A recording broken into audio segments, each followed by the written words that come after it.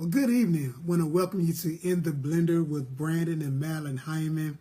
And I tell you, we're just so excited to have you guys tune in with us on this evening's episode of In the Blender. And tonight we're going to be talking about deal breakers versus things that break the deal. I know many of you guys are looking at the seat next to me and saying, wow, where is she? Well, my beautiful wife, she's at the salon getting her top tight. You know, when you have a world-renowned stylist, Mr. Eric Cornell, handling your due, sometimes you have to make the necessary adjustments to get in there. And so I just wanted to go ahead and start. And I don't know where she's at in that process, but I left the seat open for her just in case she runs in the door before we get off the air. But I'm just super excited to be with you guys. And so we're going to jump right in. It's just been awesome. Tonight we're going to be talking about, you see me keep looking some because I'm so used to having her right here beside me. But again, she's with her stylist, Mr. Eric Cornell, and he's world renowned all over the world, just a phenomenal stylist. And she had to get in with them on tonight. And so I don't know where they are in the process. But I thank God for just having the ability for her to just get out there and get it done. You know, this is the Christmas season, the Christmas holiday. So everybody's trying to get straight before Monday rolls around. And so if she runs in, fine. If she doesn't, I'm a big boy. I know how to handle this part of what we do.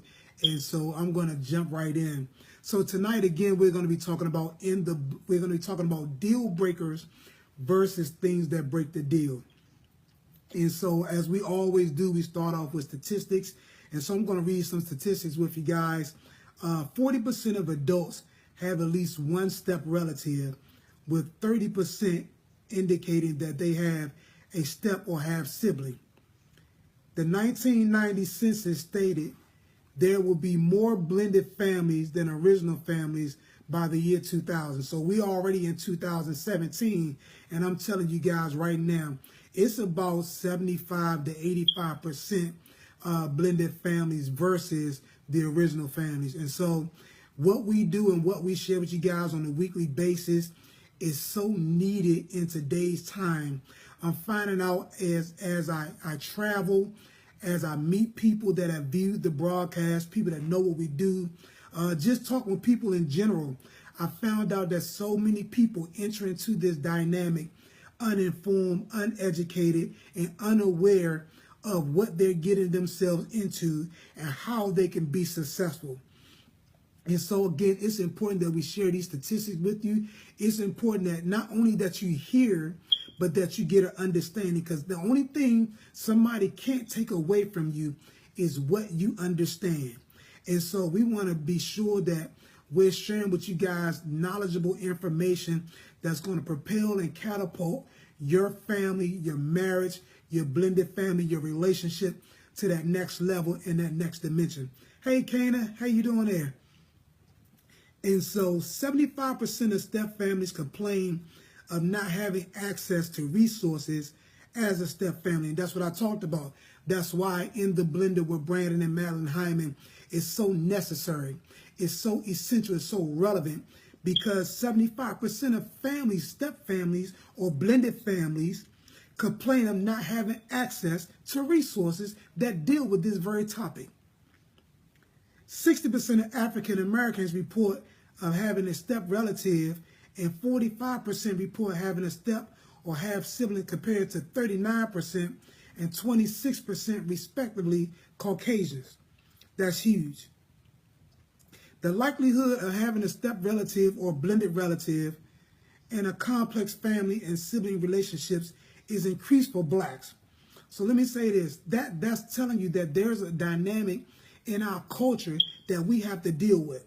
There's something that's going on in our culture that we have to identify, make the necessary adjustments, make the necessary arrangements, and then build upon it so that we can bring that number to where it needs to be. And the last statistic is 45% of those without college degrees have a step relative, and 34% have a step or half sibling, compared to 33% and 21% respectively. of those with the college degree. And so it's kind of funny when you look at this dynamic, because they're saying that as people are educated, the percentages drop. The uneducated, the percentages increase. And so even just receiving the information that we're sharing, prayerfully we can make a dent into that dynamic so that we can bring that number down as well. And so listen, I'm so excited. Oh, I miss my baby. She getting her done. She getting her top taken care of. So, you know, she has to do what she has to do, but we're going to move straight on. So now we're going to talk about deal breakers versus things that break the deal. Let me tell you something. We shared this a couple of months ago, and it broke the mold. I mean, it turned the whole thing around. So many people are dealing with things that are either deal breakers or things that break the deal, and they don't know what to do. And so let me tell you something. You want to grab a piece of paper. You want to grab a pen, because I'm going to share with you guys some information that's going to change your life. It's going to set you up for success as it relates to this blended family. Not only the blended family, but it's going to take even your marriage, even your relationships, whatever you're doing. When you begin to look at deal breakers versus things that break the deal, you can look at it in every aspect of your life and build upon it and take this thing and run with it. And so one of the things that we found out is people don't have proper discussions when they enter into the blended family. And you know, a lot of the statistics that I read previously, it talked about steps. Well, you guys hear me talk about this all the time, that I don't believe in steps. The only steps that you have in your house are those that lead up to the front door, and those that either go upstairs or downstairs. And so that's as far as steps go with us. And so, but you know, statistically, they use that word step. I think it's very divisive when you talk about steps, and so that's why we don't use it. But one of the things I found out that people don't talk about when they enter into, especially this blended dynamic, is they don't talk about, do you want children? Now, we know in the blended family, there are going to be children involved with each parent or one or more parents. But when you come together, you don't have that discussion. Are you guys going to have children? One of the things that my wife and I talked about when we got together was, are we going to have children? And of course, I found out that, you know, my wife, she went on and took care of some things. And so, because she already had 3 girls previously, and, you know, she wanted to raise them and then enjoy her life. And so, that, you know, on the other hand, I did want a child, but I wanted my wife more. And so for me, that wasn't a deal breaker, and it wasn't something that was going to break the deal. But for many people, it is a deal breaker. And for many people, it is something that breaks the deal. And so that's a discussion that needs to happen early on. If not beforehand, it needs to happen. Because you never want to enter into this blended family dynamic or this blended family relationship and you wanting children and your spouse don't want children or don't want another child. Let me say it that way. And so I've seen it. We've seen it with couples that we've been familiar with, that we've known over the years. And that can be one of the biggest struggles in that relationship, because one spouse may want another child, but the other one don't. And so that's something that you guys are going to make sure you're going to have to discuss. Either yes, no, how many, why, and why not. Let me tell you something. It's just not a thing of, no, I don't want children. You owe it to that individual to tell them why or why not. Because you never want that to be something that's going to dangle over the head of your relationship. And then later on, that person is yearning and earning for a child of their own or for another child, and they don't get it, and consequently look outside of that relationship to get something that if you guys would have had this discussion early on or before you even entered into this relationship, it would have settled the case. And so you want to discuss, do you want children? The second thing you want to discuss as it relates to deal breakers or things that break the deal is, can we discuss money? Money is one of the biggest dividers in marriages, whether it's a blended family or whether it's original family. You want to have that money talk. Let me tell you something. Ecclesiastes says it like this. Why make it merry and feasts for laughter, but money answers all things. And so you got to understand, some money answers all things. And if you don't have this money discussion, it's going to wind up coming back to bite you in the butt. Let me just say it like that. It's going to bite you. And so you want to discuss, how is it earned? How is it spent? How is it saved? How is it handled? Who will handle the finances or the bills? These things are important, because guess what? Just because you earn the money don't mean you should spend the money. Just because you earn the money, that don't mean you should take care of the bills. One thing we found out early on is my wife is a much better financier than I am. She's so much better in handling the money. She's so much better in handling the bills. I like to make the money and I like to spend the money. But I thank God that he's given me someone, or that he allowed me to find someone that loves to save and that loves to pay bills. And so you want to have this discussion, guys. Listen, how is that money going to be earned? Do I need to get a part-time job? Do I need to start my own business? All these things need to be discussed, because my man Nate's mother used to say this, and I learned this a long time ago. I was probably about 20 years old. She used to say all the time to us, son, let me tell you something. Romance and no finance is a nuisance. Let me say that again, because some of y'all need to understand this. Romance and no finance is a nuisance. And so you don't want to be in this relationship, and especially this blended family, and your finances aren't where they aren't where they need to be at. A great man of God, a great friend of mine, Pastor Kevin Adams out of New York, used to say, when we were in the SOFBI, the Spirit of Faith Christian Center Bible Institute, he used to always say, there was a time when my take-home money didn't take me home. Let me tell you something. I've been there and done that. And so you need to make sure that you have this discussion, guys.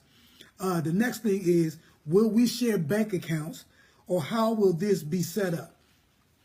Listen, there are times in marriages that joint bank accounts are good, and with joint bank accounts aren't so good. You guys need to have that discussion, because maybe there's one of the partners that just like to spend. They don't understand bill paying. They don't understand good credit. They don't understand finances. And so the only thing they understand is, I get up, I work a 9 to 5, and I think I deserve to buy myself something. Well, however true or false that may be, at the end of the day, you need to pay the rent. You need to pay the light bill. You need to pay the water bill if you pay those things. You need to make sure that you pay the car note, or you won't have a car. You need to make sure that other things are taken care of outside of you having a brand new dress or a brand new suit, some jeans and some shoes. And so you want to make sure that you guys discuss who's doing all these things. Are we going to have a joint bank account? Because listen, I don't need you having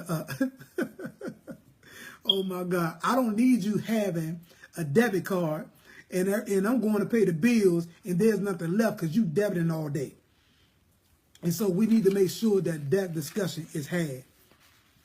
The next thing is, can we talk about sex? Let me tell you something. Wow, this is huge. One of the biggest things, money, sex, and power. Those are the biggest things in any relationship, whether it's original marriage, blended families, whatever. Can we talk about sex is huge, guys. And I have to spend a little time there, because this is one of the things that is perpetual with people. I found out that people don't talk about the frequency of having sex. They don't talk about the preference in having sex. They don't discuss the fantasies that they have about sex. They don't talk about masturbation. They don't talk about pornography. They don't talk about expectations. They don't talk about what's bad sex. They don't talk about high or low sex drive. These are the things, guys, that if you don't have this discussion, let me say that again. If you don't have this discussion, this thing won't last. I promise you. Because you need to understand where your spouse is as it relates to where we are in sex. what do you like about sex? What do you don't like about sex?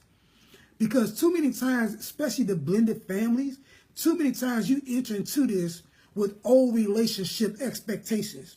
You enter into this with old relationship feelings and dealings, and how I used to do this with this person, and how I used to do this with that person, and what they used to do to me.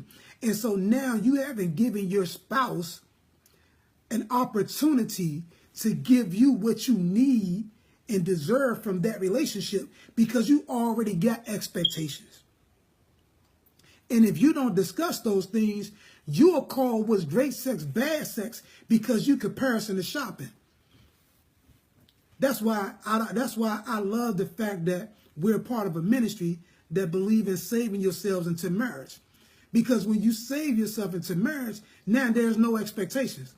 You don't know what's good sex and you don't know what's bad sex. You just know you may like you may think you like some things, but then you have to find out what it is you really like. And so in this discussion piece, you have to come into this dynamic just like you've never had sex before. You can't expect that person to do what the last person did, because they're not that person. But if you don't have that discussion, it's always going to be something tugging in the back of your mind saying, this ain't it. I need this. I want that. And so make sure, guys, that you're having this discussion, that you're having this sex discussion.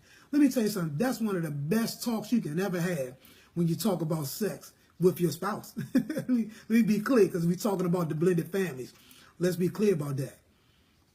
And not only that, what you're doing now is you're building up an expectation for your children. Because one of the things that we learn, guys, and let me say this, more is taught than caught. More is taught than caught. And so, more is caught than taught. You think you're teaching something, but actually the children are watching what you do. And so if you don't show them the proper things, then guess what? They're going to do the wrong things because you haven't taken the time to show them what's right. Remember, more is caught than taught. And so you have to talk about the frequency of sex. You have to talk about the preferences of sex. Guess what? Because you already experienced it. You have children. You have a child. And so there's some things that you know individually that you do like. There's some things that you know you don't like. There's some things that you might want to try. But it's important to discuss those things so that that other person doesn't feel like they aren't meeting the mark, or you're not looking at them like they aren't meeting the mark only because you've never given them the opportunity to know what it is you like and what it is you don't like. The next thing that can be considered a deal breaker or something that breaks the deal is, how much time will we spend with family? This is huge, guys. You know, you hear us talk about a lot how my wife, she comes from a huge family. She comes from a family of 11 siblings. And so they're quite used to spending a lot of time with each other. Me, on the other hand, is me and my sister. We're 10 years apart. And so we don't spend a lot of time together. We never spent a lot of time together as adults because of our age difference. And by the time I was an adult, I moved on. And so, but it's important to discuss these things because, like with my wife, again, she comes from a huge family. They love spending time with each other. When we first got together, I was like, my God, y'all got something going on all the time. And so that was an adjustment for me because I wasn't used to that. I was used to going home. I was used to going to my room. I was just spending time by myself. I was used to just being by myself, you know, and I was fine with that. And not that I didn't understand, but I didn't want to understand why you wanted to spend so much time with your family. Why you wanted to be, why you guys got to be together so much. But it was necessary. It was essential. It was a part of their makeup. And once I began to understand that, hey, I fit right in.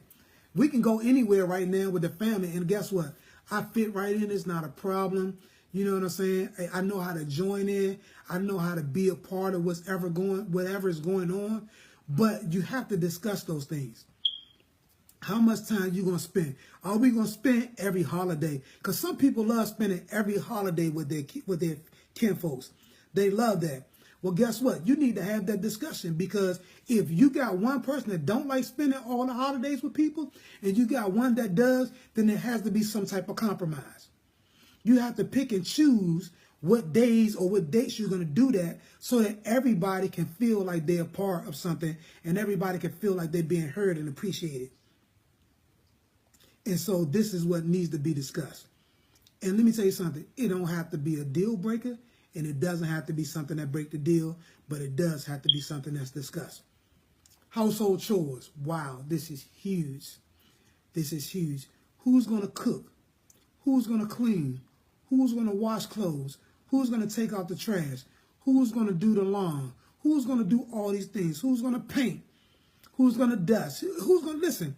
You guys need to discuss household chores, because the worst thing you want to do is have two lazy people that don't like cleaning house. That's the worst thing you want to do.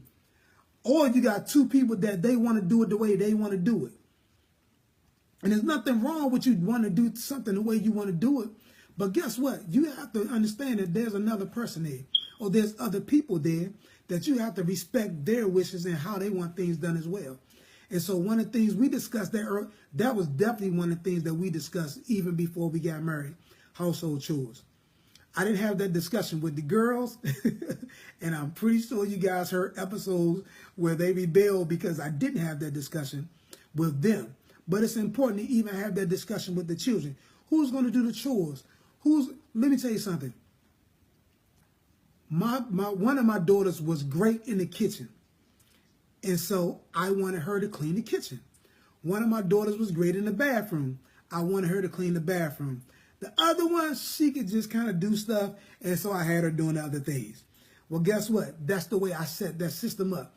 They didn't like that because before I stepped into the picture, before we became a blended family, they were used to rotating chores. And so they were used to one person 1 week cleaning the dishes, then one person doing the living room, dining room, one person doing the bathroom. Then the next week they all shift and they traded places. They were used to that. Well, guess what? I wasn't used to that. As a matter of fact, I grew up doing all of it. So I was like, if somebody's good at it and they're doing it the way I want it to be done, that's the one I want doing it. But you have to have that discussion.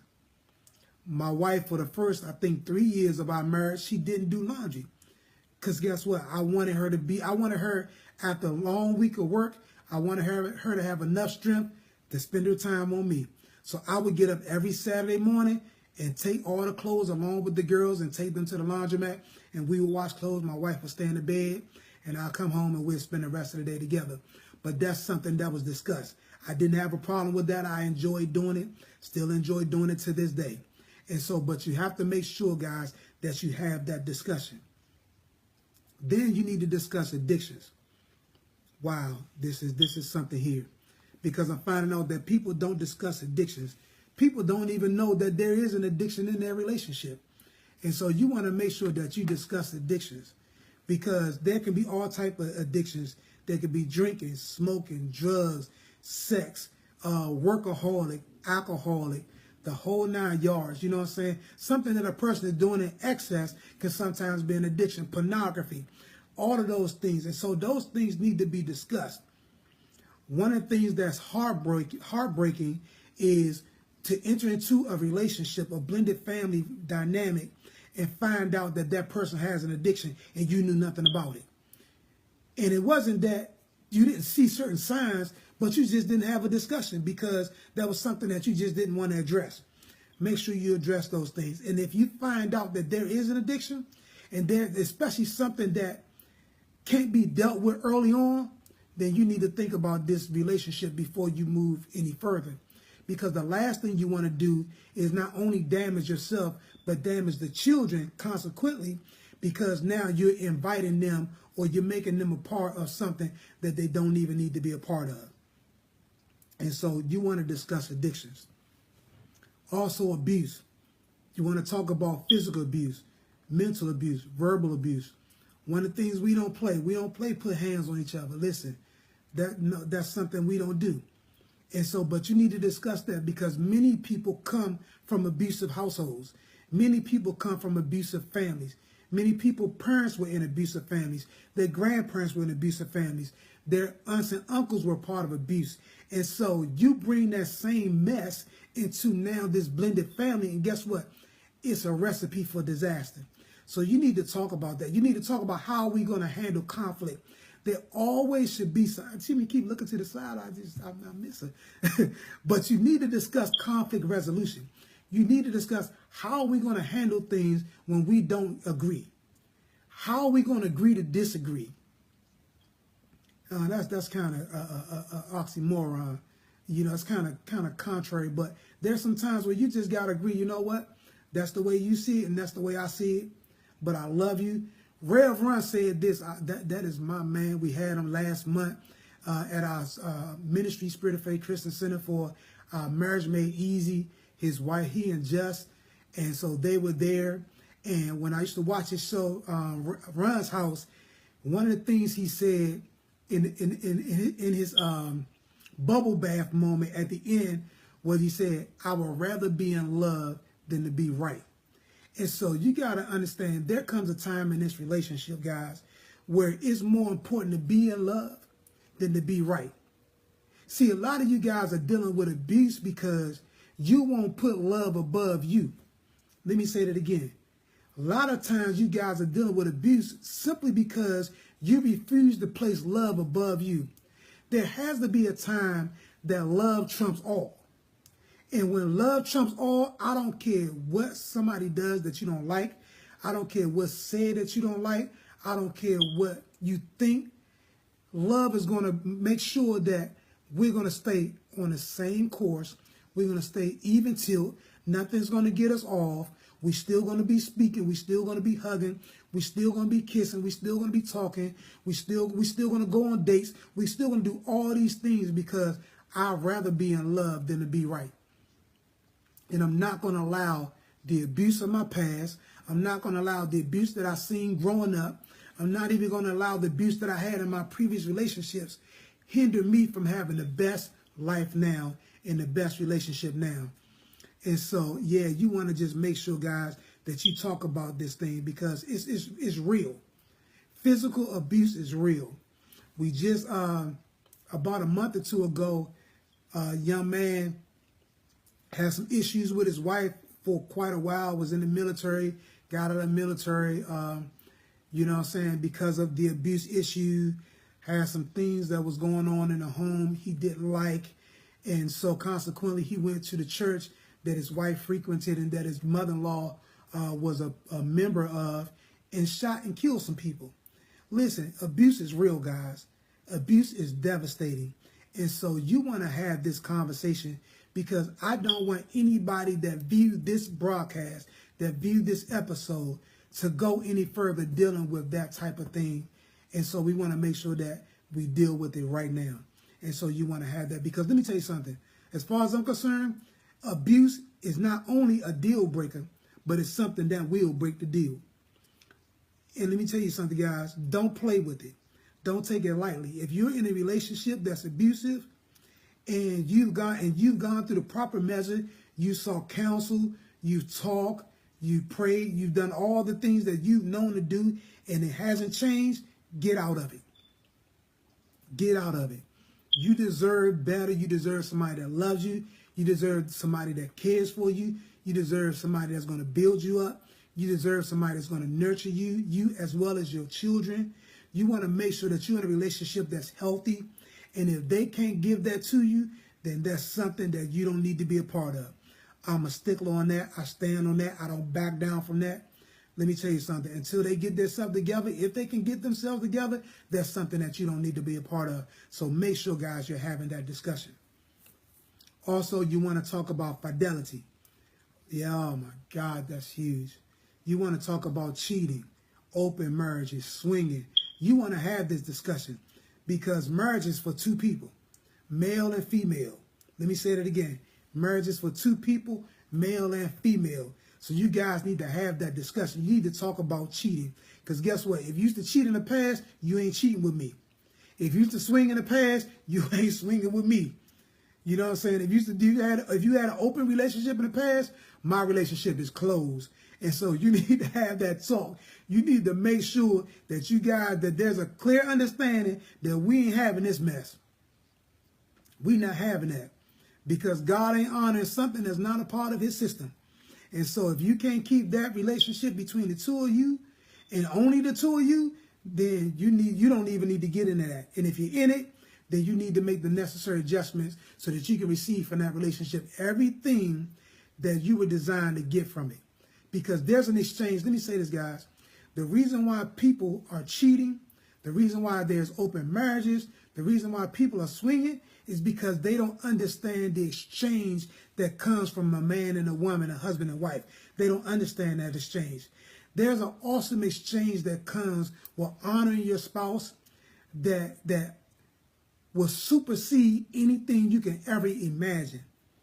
That will open doors like you've never seen open because you seek to honor that person through that monogamous relationship, a husband and wife. And so make sure you're having that conversation because I'm finding out, guys, things are changing. We're living in this time, we're living in a society that people don't have these views. And I don't care if they don't have these. I do care that they don't have these views. But just because you don't have that view, that doesn't mean it's going to change my view. Let me say that again. Just because you don't have that view doesn't mean you're going to change my view. Because my view is set on a solid rock. It's set on a solid foundation. And it's my responsibility to make sure that you know what's right. That you have a clear understanding. Because the reason why you're doing this, because you're void of understanding. You're void of knowledge. You're void of revelation. And that's why I'm sharing this with you guys tonight. Because I want you to have the best life now. That's something that's a deal breaker, and that's something that can break the deal. Then you need to have this lazy conversation. Because I find out that people don't want to work. They don't want to help out around the house. They don't want to help out with the children. They don't want to do anything. So you need to have that conversation early on. Listen, do you like to work? Ask that person, hey, do you like to work? Do you like to clean? Do you like to cook? Do you like to wash clothes? You need to ask people. Let me tell you, you might think it's small. You might think it's simple. But you get into this relationship and you'll find out what you thought was small and simple is something that's huge. It's, oh my God, I'm out of time. But I'm not out of message. Listen, we're going to pick this back up. My wife, she's going to be here with me next Tuesday. We're going to be talking about deal breakers versus things that break the deal part 2. You don't want to miss it. Listen, call a neighbor, call a friend. Tell them to tune in to In the Blender with Brandon and Madeline Hyman. Listen, we're closing this year out, guys. We're laying a foundation because 2018, we're going to come with some things that's just going to blow your mind. And so you want to make sure that you're tuning in, that you're viewing, that you're sharing, that you're viewing, that you're sharing. Because I promise you, there's so many people, including yourself, that need to hear what we're sharing. There's so many people that need to hear this message. And so make sure that you're viewing and you're sharing In the Blender with Brandon and Madeline Hyman. Listen, if you have any questions, if you have any comments, any concerns, you want to email us at weareablendedfamily@gmail.com. Let me say that again. You want to email us at weareablendedfamily@gmail.com. Listen, it's been exciting. It's been awesome. I love you guys. Again, my wife couldn't make it.